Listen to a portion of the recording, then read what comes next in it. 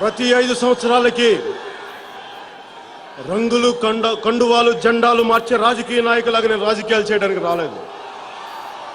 కేవలం పదవులు, పార్టీలు మనుగడ, వారి వ్యాపార అభివృద్ధికే చేసే రాజకీయ నాయకుల్లాగా వారి నిర్ణయాల వలన ఈరోజు ఒకప్పటిగా ఉన్న ఒక్క రాష్ట్రంగా ఉన్న మన ప్రాంతాలను కలిపి ఒక రాష్ట్రంగా ఉండేది. ఎలా విడగొట్టారంటే, విడగొట్టినందుకు బాధ కంటే కూడా విడగొట్టిన విధానం మీద నాకు చాలా బాధగా, చాలా కోపంగా ఉంది.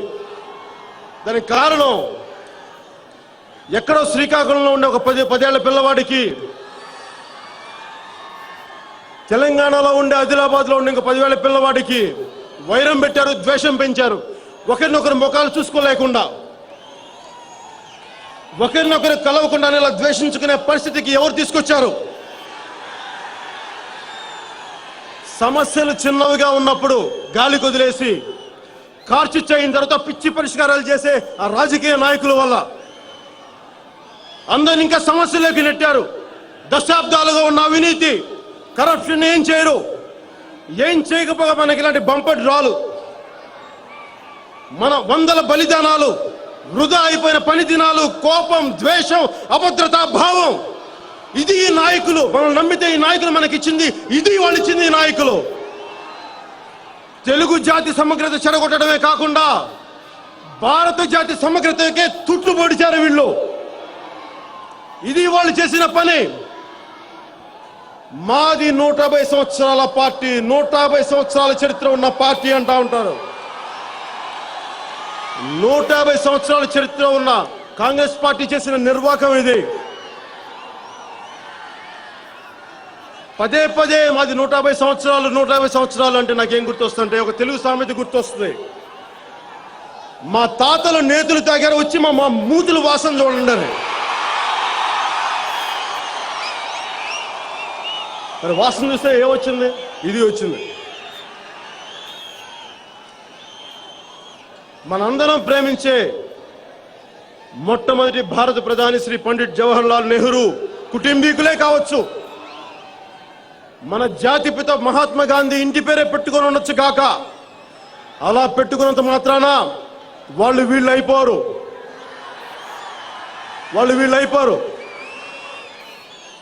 నిజానికి వాళ్ళ ఇంటి పేరు పెట్టుకున్నందుకు వాళ్ళ డిఎన్ఏ కనుక నిజంగా అదే అయింటే, వాళ్ళ ఆశయాలు కనుక నిజంగా వాళ్ళ డిఎన్ఏ లోపలికి వెళ్ళుంటే ఈరోజు రాష్ట్రం కానీ దేశం కానీ ఈ పరిస్థితిలో ఉండేది కాదు. వీళ్ళు చెప్పుకున్నట్టుగా కాంగ్రెస్ 150 సంవత్సరాల చరిత్ర 150 సంవత్సరాల చరిత్ర కాదు. ప్రతి 5 సంవత్సరాలకి ఎన్నికల కోసం అవకాశవాదం ముసుగు వేసుకునే కాంగ్రెస్ ఇది. మనందరం చిన్నప్పుడు తెలుగు వాచకంలో గురజాడ పద్యం చదువుకునేవాళ్ళం. దేశం అంటే మట్టి కాదు, దేశం అంటే మనుషులో అని.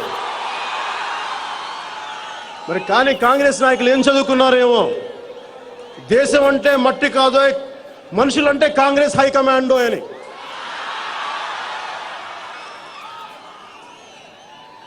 నా మాటలకి కాంగ్రెస్ నాయకులు బాధ రావచ్చు. మరి మీరు చేసే పనులు అలా ఉన్నాయి, నన్ను ఏం చేయమంటారు చెప్పండి?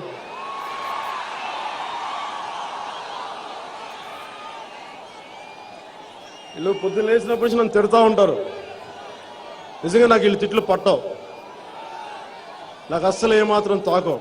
ఎందుకంటే నాకు అధికార వ్యామోహం లేదు, ఓట్ల కోసం తపన లేదు.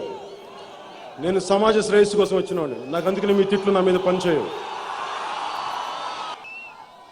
నాకు ఎందుకు నేను జనసేన పార్టీ ఇంత ఆఖరి నిమిషంలో నేను పెట్టాను అని అందరూ అనుకుంటూ ఉంటారు. ఇది ఆఖరి నిమిషం కాదు, చాలా వేదన ఉంది దీని వెనక. కాకపోతే ఒక రాష్ట్ర విభజన అనేది సమస్య కాదు. సమాజంలో ఉన్న అవినీతి, కరప్షన్ ఇవన్నీ చూసి విసిగిపోయి ఎందుకంటే మనం చిన్నప్పుడు చదువుకున్న ప్రతి పాఠం, ప్రతి స్వాతంత్ర సమరయోధుల జీవితాలు త్యాగాలు చేశారు.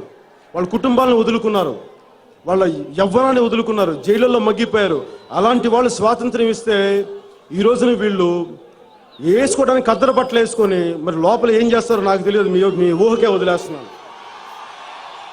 కానీ బయటికి కనిపించేది ఇలాంటి దగా దోపిడే బయటికి కనిపిస్తుంది. రాష్ట్రాన్ని ఎలా విభజించారు చూడండి. అన్ని సంవత్సరాలు వెయిట్ చేశారు.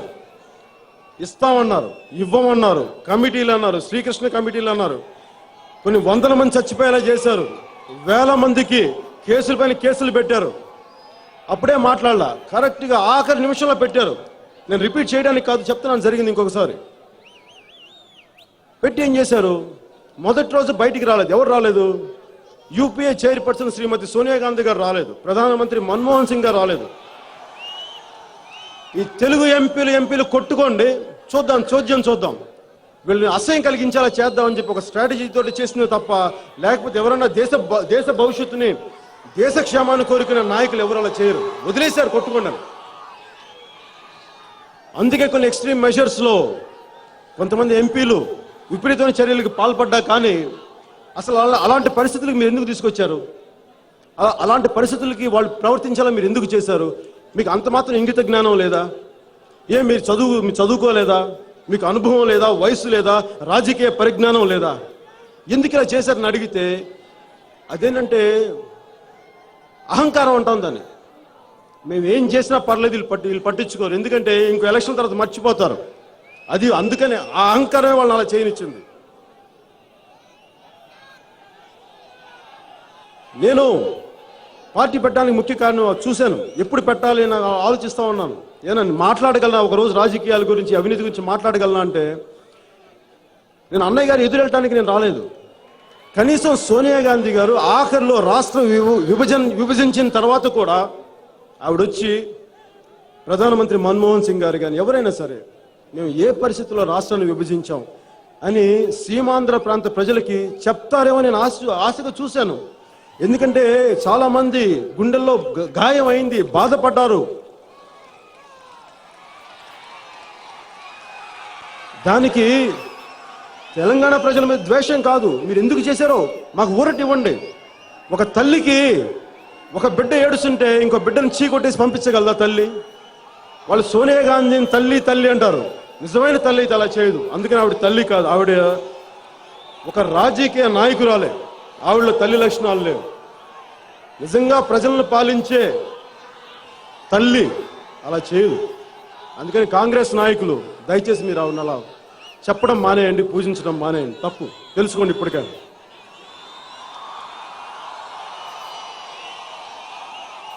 తల్లి సమానంగా ఇద్దరు బిడ్డలను చూసుకుంటుందని పోనీ అటువైపు చూసిన తెలంగాణ బిడ్డకి న్యాయం చేసిందా? చేయలే.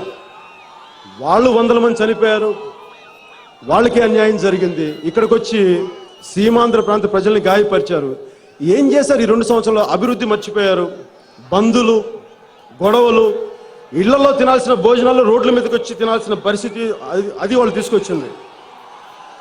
ఎవరైనా భోజనాలు ఇళ్లలో తింటాం, రోడ్ల మీదకి వచ్చి తినాం. కానీ కాంగ్రెస్ నాయకులు ప్రజలందరూ అలా చేశారు. మీరు రోడ్ల మీద భోజనాలు చేయండి, అప్పుడు మేము గుర్తిస్తామని. ఇంకేం చేశారు? తప్పక అందరూ బయటకు వచ్చారు. లేదు, పార్లమెంట్లో తెలుగుదేశం ఎంపీలు కొంతమంది బయటకు వచ్చి ఏమన్నారంటే, మేము ఈ దేశ పార్లమెంట్లోనే ఉన్నామా, అసలు మేము భారతదేశ పౌరులు అన్న కోపం వచ్చింది. వాళ్ళందరూ చూపించారు. నేను ఈ రెండింటిని కలిపి చూశాను. ఇలాగ 14 ఏళ్ళ పిల్లవాళ్ళు ఒక రోజున ఒక 10,000 మంది ఇలా అవమానం పడ్డ కొంతమంది పార్లమెంట్ సభ్యులు కలిస్తే మన దేశం ఇంకొక శ్రీలంక లాగా ఎందుకు శ్రీలంక లాంటి ఒక ఎల్టీటీ ఉద్యమం ఎందుకు రాదని భయం వచ్చింది నాకు. నిజంగా బాధ వచ్చింది. ఒకప్పుడు 10-14 సంవత్సరాల క్రితం ఎవరన్నా ఆలోచించారో ఈరోజు రాష్ట్రం విడిపోతుందని ఎవరన్నా ఆలోచించారా? ఎవరు ఆలోచించలేదు, ఎవరు కనిపించలేదు. మీకు కనిపించిందా? అలాగే ఇప్పుడు నేను చెప్పేది మీకు అసంబద్ధంగా ఉండొచ్చు, కానీ ఇంకొక 20 సంవత్సరాల తర్వాత ఒక్కొక్క రాజకీయ నాయకుడు వాళ్ళ వ్యక్తిగత లాభం కోసం రాజకీయాలు చేస్తూ ఉంటే ఖచ్చితంగా ఇంకొక 20 సంవత్సరాల తర్వాత మన సీమాంధ్ర ప్రాంతంలో కానీ మన తెలంగాణ ప్రాంతంలో కానీ ఖచ్చితంగా ఉద్యమాలు వస్తాయి, వేర్పాటు ఉద్యమాలు వస్తాయి. అది దేశానికి, ఎవరికి, ప్రతి ఒక్కరికి, మన దేశ ప్రజలకి మంచిది కాదు. ఆ బాధ తట్టుకోలేక నేను జనసేన పార్టీ పెట్టాను. అలాంటి జరగకూడదని, నిజంగా అలాంటి భావితరాలకి జరగకుండా ఉండాలంటే నేను చూశాను, చరిత్ర చదివాను. చరిత్ర చదువుతుంటే ఒక్కొక్క స్వాతంత్ర సమరయోధులు పడ్డ బాధ, వాళ్ళ ముఖాలు తెలియ, వాళ్ళు ఎవరో తెలియదు. లక్షల్లో త్యాగాలు జీవితాలు త్యాగం చేస్తే కానీ మనకి ఈరోజు స్వాతంత్రం, మనం ఈ రోజున మనం ఇలా మాట్లాడుకోగలిగే స్థాయి లేదు. మనం లేదంటే బానిసలాగా బ్రిటిష్ వాళ్ళ కింద ఇంకా ఉంటామనే ఉండేవాళ్ళం.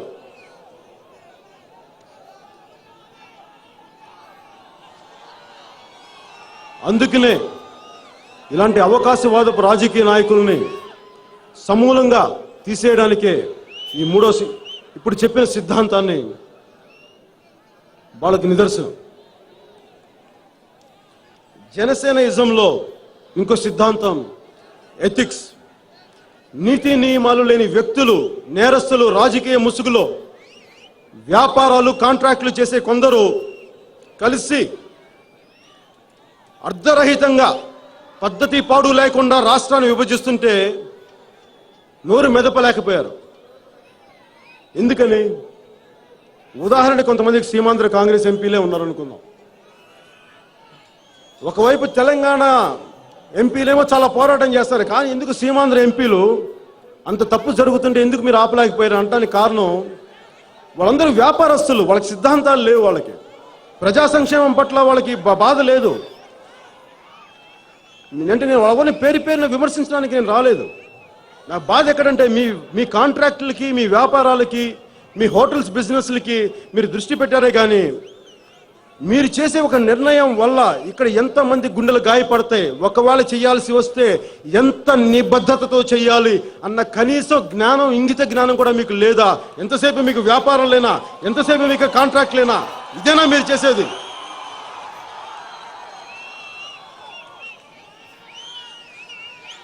ఒకవేళ జనరల్గా వార్ రూమ్ స్ట్రాటజీస్ అంటారు. వార్ రూమ్ స్ట్రాటజీస్ అంటారు అంటే చాలా అత్యవసర పరిస్థితుల్లో వార్ రూమ్ స్ట్రాటజీస్ పెడతాం రాజకీయాల్లో. అది మేబీ యుద్ధాలు చేసే సమయంలో వచ్చిన పదం వల్ల కావచ్చు. మొన్న ఈ మధ్యన ఒక 2 రోజుల క్రితం పేపర్లు చదివాను. Congress steering committee, election steering committee అంటే 11:30 గంటల సేపు అస్సలు సీట్ నుంచి కదలకుండా కూర్చొని మనం రాజ్యాన్ని ఎలా సంపాదించాలి, అధికారాన్ని ఎలా సంపాదించాలని చెప్పేసి అదే పనిగా కూర్చొని 11:30 గంటల సేపు అస్సలు కూర్చున్న చోట నుంచి కదలకుండా కూర్చొని మంతనాలు చేశారని చెప్పారు. మరి ఎలక్షన్ల కోసమే మీకు అంత చేస్తారే 11:30 గంటల సేపు? మరి రాష్ట్రాన్ని విభజించేటప్పుడు గంటన్నర